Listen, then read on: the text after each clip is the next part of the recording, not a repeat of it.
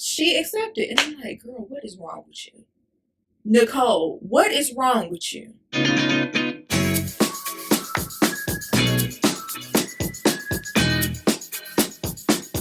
Welcome to Look at a Roast. I'm your host, Pinky, and today we're going to be talking about Love is Blind UK episodes 1 through 4. So if you'd like to see more, then just stay tuned. But before we begin, I'd like for everyone to check out my website where you can find cute accessories like these handmade flower earrings right here. The link is down below. I'm also having a huge sale on my website, so make sure you go check that out. Like, comment, and subscribe. And without further ado, let's get into this video. Y'all, I got a few requests to do Love is Blind UK. I am not gonna lie, I was a little iffy about doing it, but then I saw this clip on Twitter that really sold it for me, and I was like, I have to give this show a chance, because if that clip was any indication, then it's some juiciness going on. So Love is Blind UK is pretty much the same premise as the American version, except without Nick and Jessica, and I'm forever grateful for that. It's funny because whenever they sat down in the pods and they would talk with each other, they would know where each other lived based on their accent. And I thought that was kind of cute, because I can't tell the difference, but obviously they can. Maybe it's like when a person from the South speaks versus a person from the North, you can kind of hear the difference. Maybe that's how it is for them, I don't know. What I love about this season is everybody is in their 30s. I like it when they get people that are a little bit older. We have a little bit more of a mature connection, conversations, etc. Another thing that I like about this season is the vacation that they took was to Greece.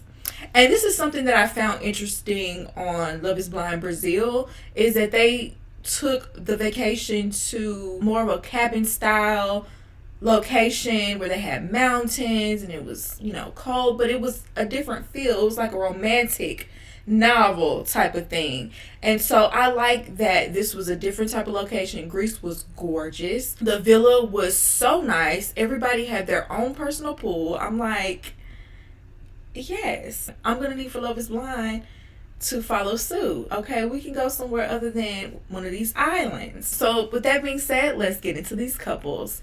So I'm gonna start with Maria and Tom. Okay, Maria is Moroccan and Muslim, and she said that in her religion, dating is frowned upon, but as long as her family and friends are okay with what she's doing, she does not care. She said she lost her dad a couple of years ago.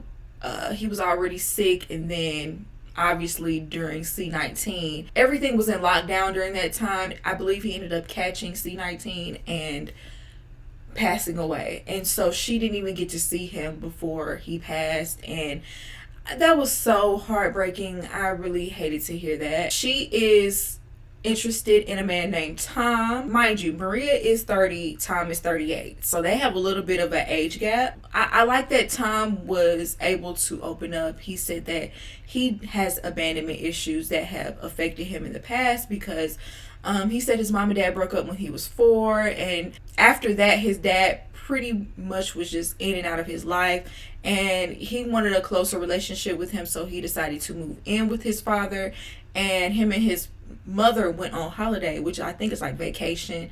And once he came back, his father was gone, and he pretty much has never seen his father since. And I'm like, I can't even imagine living with a parent, going on vacation, coming back, and they're gone.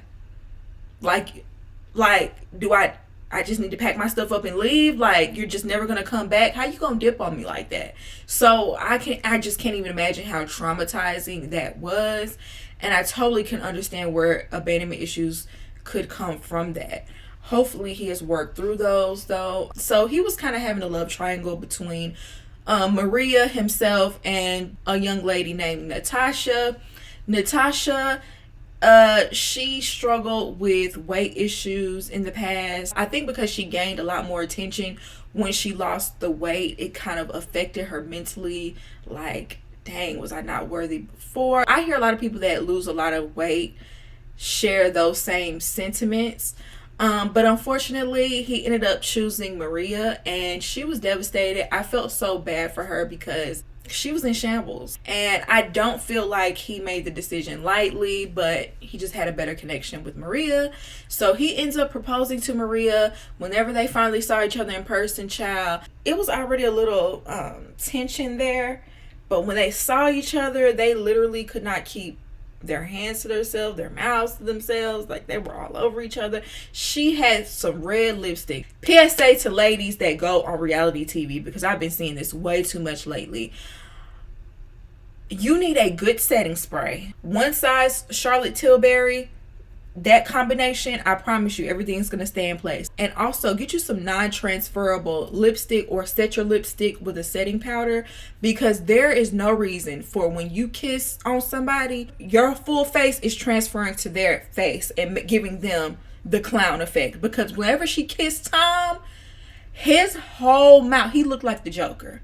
His whole mouth was just smeared with red lipstick. You're the one who's supposed to be wearing the full face and not your man. And I'm just sitting up here like, production really could have gave him a makeup wipe. Like, y'all really let him get down on one knee with all this lipstick all over his mouth. She kept telling him, but he just had to keep it pushing.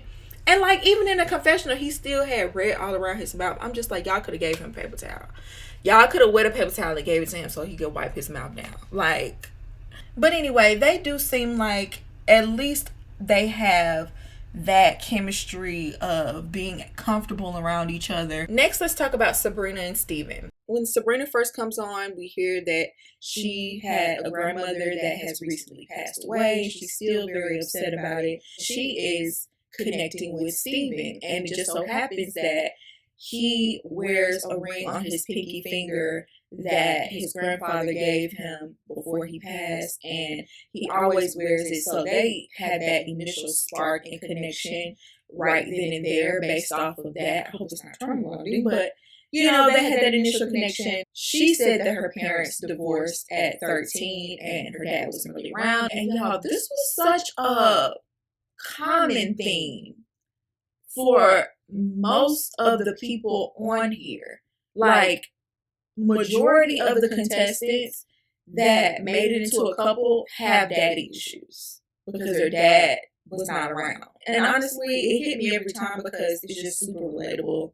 I went through something similar. She said that her parents divorced at 13 and her dad wasn't really around, and she would always basically be looking for his attention. She decided one day that she wasn't going to call him first. She was going to allow him to contact her, and she never heard from him since. And I'm like, that is devastating. Oh my goodness. And then at 28, even further traumatizing news, she found out that that was not her biological father, and her real father was somewhere in Italy, and he didn't want anything to do with her either. And it was just like, child, it's too much. She became very guarded from dealing with that situation. Later on, they had conversations about children. She didn't say she didn't want children, but she said she felt like having a relationship, building up your personal relationship is more important than having children. And all but said she didn't want to have children. I feel like she was alluding to that. And he said for sure that he does want kids. So this kind of like made things hang the balance for them because, you know, they were kind of wanting different things. But then when they came back and discussed it again, she said that she just would want to be in a relationship without kids for a couple of years first. And so by the time she's 38, 39, that's when she would be ready. But then she might not be able to carry. But she would be willing to have a surrogate or adopt. And y'all, a part of me feels like that's real convenient of her to say that now when you pretty much all but said you didn't want kids. And I just really hope you're being honest about that, because if you do bring a child into the situation, that would be unfair to that child knowing that you never truly wanted children. You know what I'm saying? And allow him to find someone that actually has that desire the way that he does. But, you know, I'm just going to go along with it for now. So because she was willing to open up to him and compromise with him, he opened up to her and told her that he had a fiance in the past that was fighting cancer, and he stuck by her side for 8 months. At the end of those 8 months, she basically broke it off with him and said that she just wanted to focus on herself.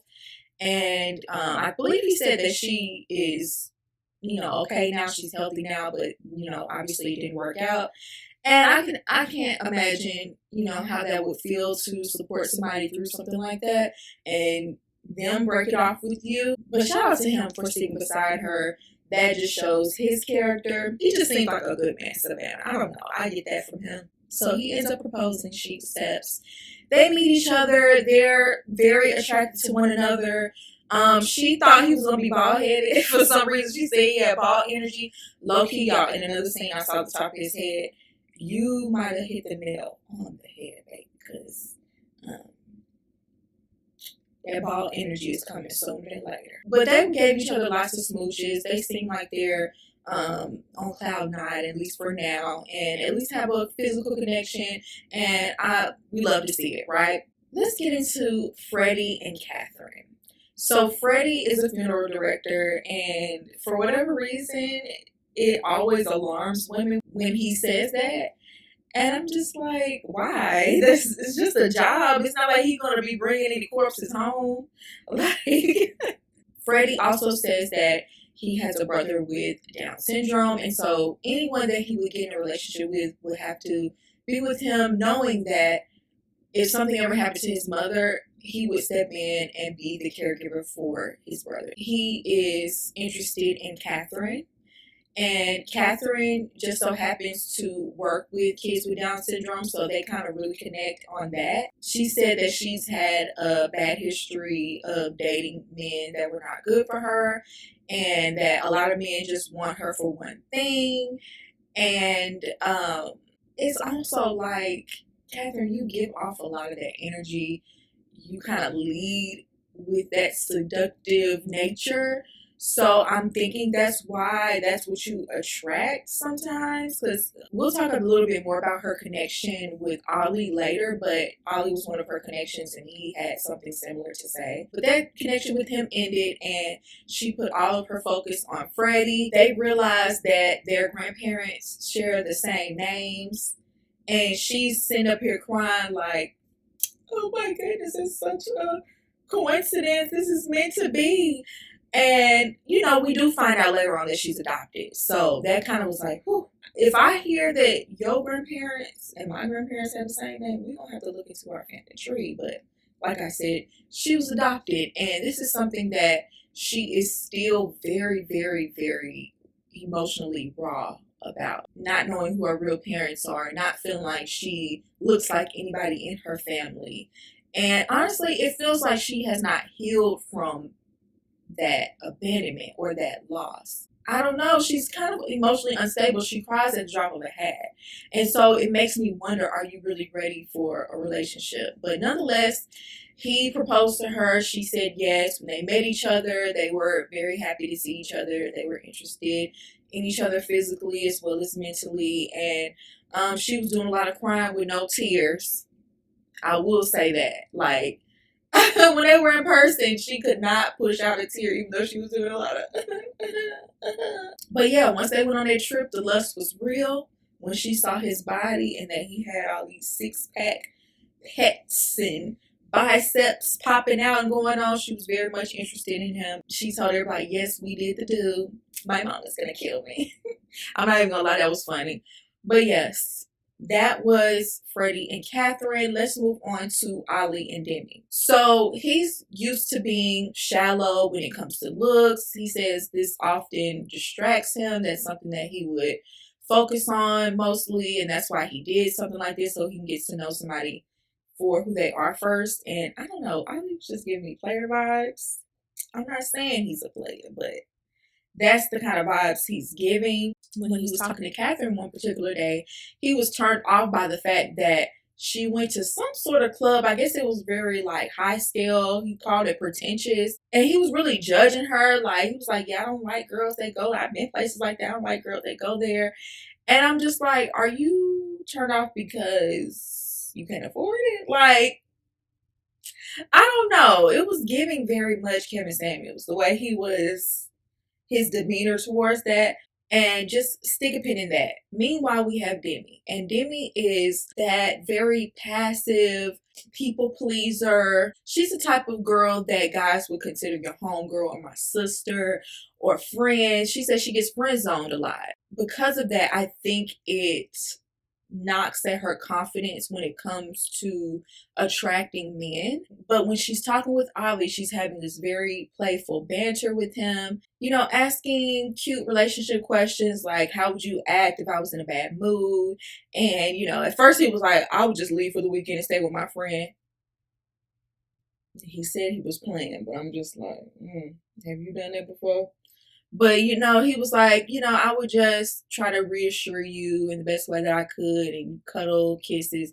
And she was like, that's exactly what she's looking for. When it came to the love triangle between Ollie, Kat, and Demi, Demi and Catherine are friends.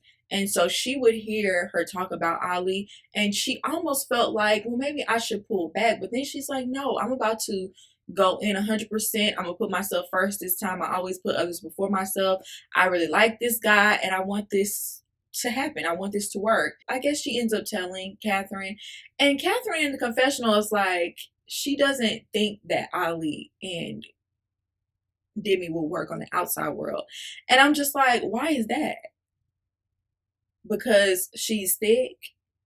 Is because she's a person of color? I don't know exactly, you know, what her race is, but it's always a lady in these pods that is in competition with someone else and think they're better than somebody else. Is because she doesn't have blonde hair and blue eyes? The crazy thing is, I don't even think she truly wanted Ollie. She just liked the feeling of beating Demi. And so when the writing was on the wall and Ollie for sure looked like he was setting his sights on Demi and gonna shut it down with Catherine, she pretty much quit him before she was able to get fired. She was doing the most with the least, and it was kind of annoying. Demi pretty much went above and beyond for Ollie because he had his birthday while they were in the pods. And she got him balloons, cake, she made him a personalized card. You know, that pretty much bonded them even closer. And later on, she confessed to him that she has endometriosis and that would make it hard for her to conceive. And she said that this has ruined relationships in the past. It was so hard for her to tell him, by the way. She could not even sit down. She had to walk around the room. She was crying. She knew she had to tell him. I give her props for doing it because a lot of people, you know, could have kept that to themselves and pretended like they didn't know. But she told him all of this up front and even told him that it has made her feel like she's not enough for someone in a relationship. And he reassured her that it's not a problem and that he was just happy to have her. And honestly, y'all, there's adoption, there's surrogacy, just like Sabrina was talking about before. So there are ways around, you know, having a child. And I truly, truly hope that this does not cause issues down the line. And so finally, you know, he said he doesn't feel the need to do over the top gestures, but he did write her this love letter and he proposed to her. Honestly, y'all, for some reason, it just didn't feel romantic though.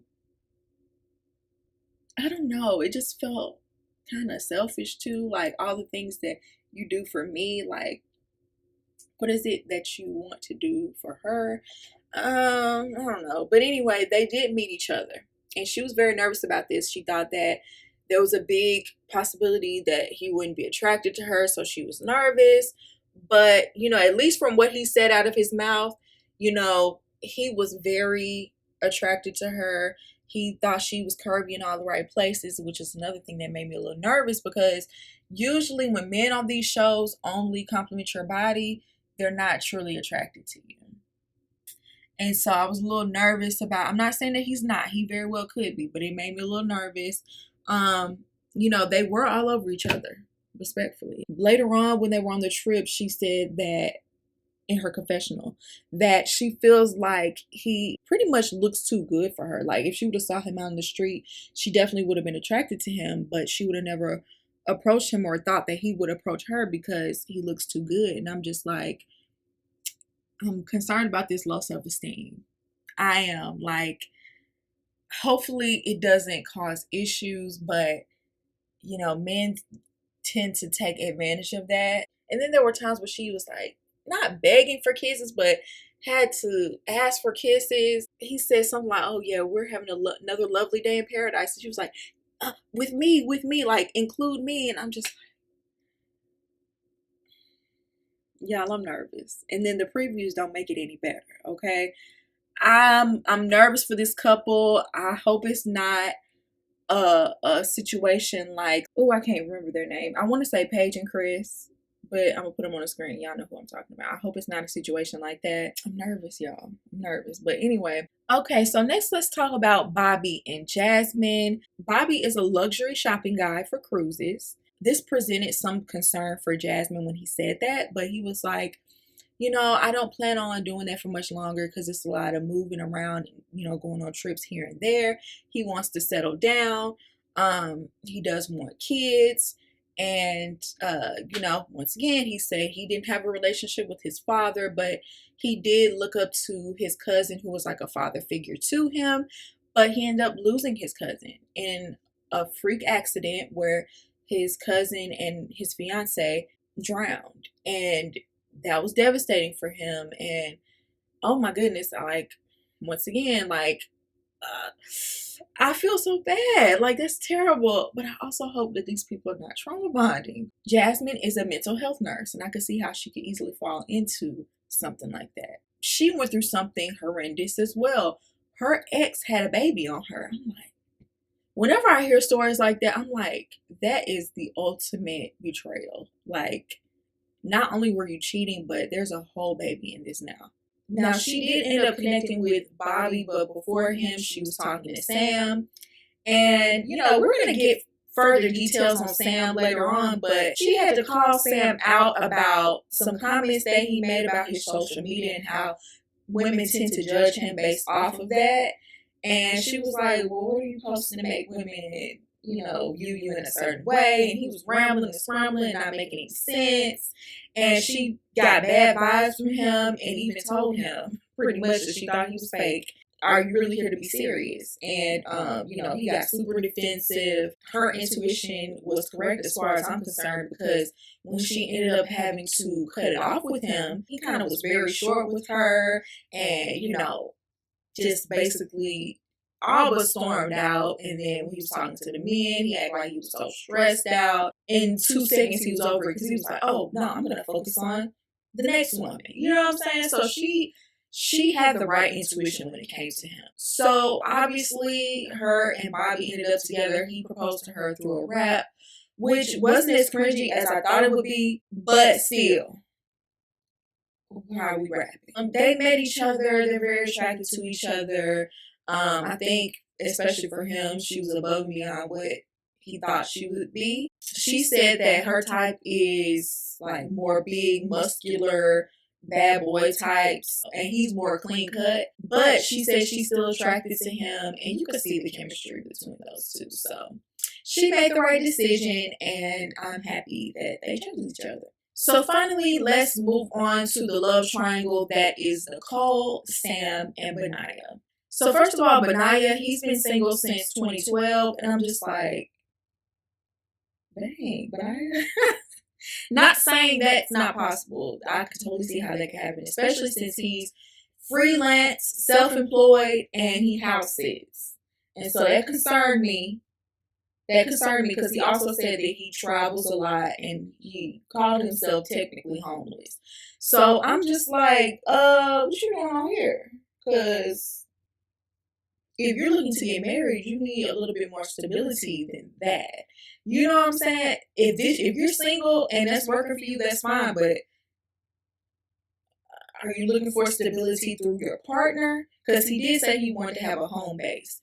So, not gonna lie, I was giving him the side eye from the beginning. He has a connection with Nicole though, and they connect on like mind, body, spirit type of thing. She loves yoga, so that was their connection. Speaking of Nicole, she has been married before, so she is taking this whole thing seriously. She doesn't want to go through what she went through in her past. Now, then we have Sam, and I already talked a little bit about Sam before, but Sam is very self-conscious. He pretty much has said as much out of his own mouth. I'm not really putting this on him. He said that he didn't like what he sees in the mirror and he had a nose job. And he said he's been in the gym preparing for this show and even started a new skincare routine. And so that right there kind of already puts you on high alert for what are you really here for. And even when Nicole was having her initial conversations with Sam, she felt like he was saying what she wanted to hear. And Jasmine felt the same way before. You could tell like he was trying to say everything just perfectly. Not even really giving real answers, just perfect answers, if that makes sense. And then with each woman he was talking to, Sam from London, don't forget Sam from London, like he was trying to nail that in their head. He initially was completely focused on Jasmine, but when she cut him off, he all of a sudden turned all his energy towards Nicole. Nicole was clearly his second choice, but he had to put all his eggs in this basket now that the other one wasn't available, gave her a bracelet and tells her that he's fully dedicated. When he was talking with the men, he was questioning whether she was thick or big because of a passing comment that she said. And, you know, but I had heard that. He felt that he was being inauthentic and not genuine and that he was going to hurt Nicole. I do feel like he was genuine in wanting to be protective of Nicole by him telling Nicole that Sam is not being authentic and that he's not here for the right reasons. And he had a hard time even telling her. And in the same conversation, he let her know that, you know, he was fully invested in her. But they had already had a conversation before that where she wanted him to be fully invested. And he couldn't give her that in the moment. And unfortunately, it's like it was too little too late. It kind of felt like he was doing that, telling her this information in order to win her over, instead of him genuinely, you know, wanting to close off their connection. So at that point, Nicole really didn't know what to believe, and she was super emotional about it. She had a conversation with Jasmine about Sam, and Jasmine let her know that he's too shallow and she don't need to pick him, and that's why she dropped him in the first place, because he was giving fraudulent. And Nicole said, well, he told me from day one that I was the one for him. And Jasmine like, well, he told me the same thing. So what does that tell you?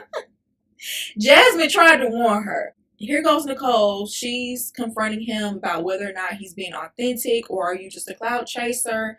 And, you know, she was literally sobbing asking this question because she really likes him. And, you know, he's sitting up here desperately defending himself and trying to convince her otherwise. And I feel like that's the whole reason why he proposed in that moment, not because he actually wants to marry her, but because he was trying to make sure he solidified their connection. She accepted, and I'm like, girl, what is wrong with you? Nicole, what is wrong with you? You are doing the same thing AB did last season. Seeing the red flags and painting your nails red to match. I can't even feel bad for you for what's about to happen because people trying to warn you. So she accepted and she let it come out that she loved him. And then he was like, I think I love you too. And you saw regret just cover her. Wait, how do you propose to somebody and you don't even know if you love them or not? And got Nicole sitting up here looking like a fool. So obviously when she accepted his proposal, she had to go talk to Benaya and break it to him. And, you know, he was upset. You know, he was very gracious about it, but he was very upset. Sam is over in the corner loudly talking about how well the proposal went. She said yes, it was all this and that, talking loud. Benaya is over here upset, being comforted by the other guys, and he has to hear all of that. Sam is a piece of work, let me tell you. So obviously it's time for Sam and Nicole to meet.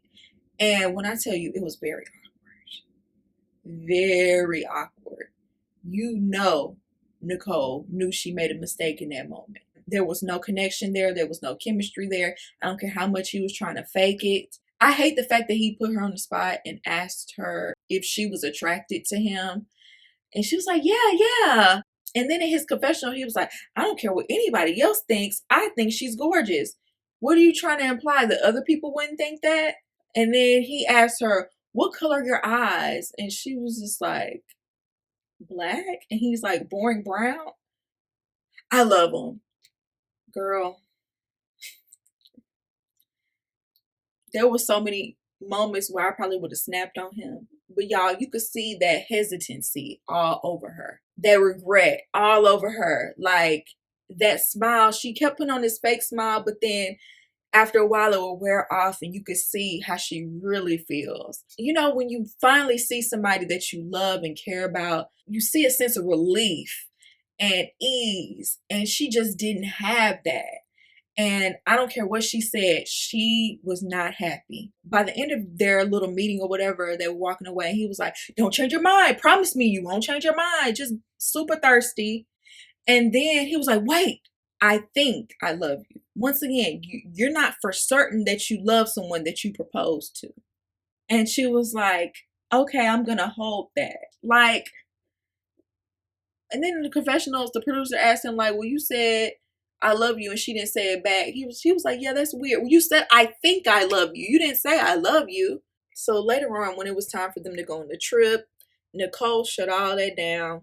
She used the excuse of him putting the ring on the wrong finger as a sign that they shouldn't be getting married. But girl, you just was not attracted to him. And you knew immediately after he proposed that he wasn't the one, but you just went along with it to save face. So yeah, she canceled that trip to Greece real fast. And she's pulling a Zach on, I want to say, season 5 of the US version of Love is Blind. Chose the wrong person and now want to double back to the person that they broke up with.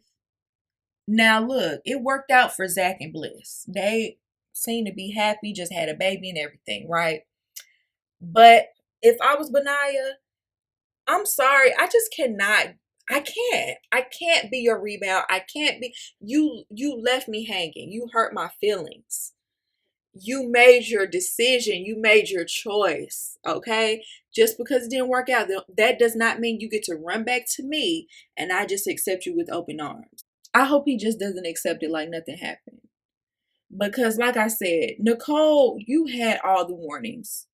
And I'm not even sure Benaya is the best choice for you, to be honest. Let's just be real. But still, at least he was genuine and honest with you. The clip of her meeting Sam for the first time is what literally made me want to watch this show. So I am completely invested. I'm hooked.